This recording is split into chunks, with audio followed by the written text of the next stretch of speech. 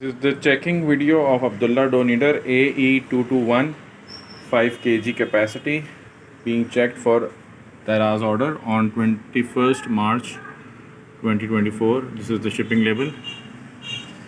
The machine is okay from all the sides.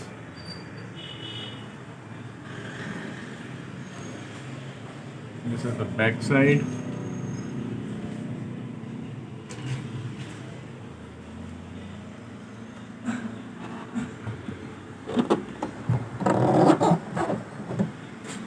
This is the bottom.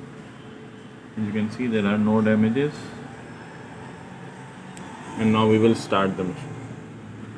It has a metal blade, a measuring flask, and a instruction manual warranty booklet. The machine has started.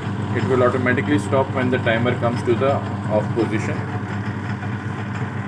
Then we pack it in its genuine carton. This is the carton, which has a thermopore at the bottom, a thermopore at the top, and then we pack it in this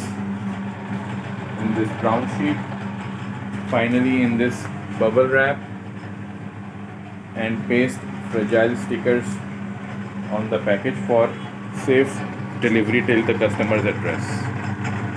The machine is about to stop.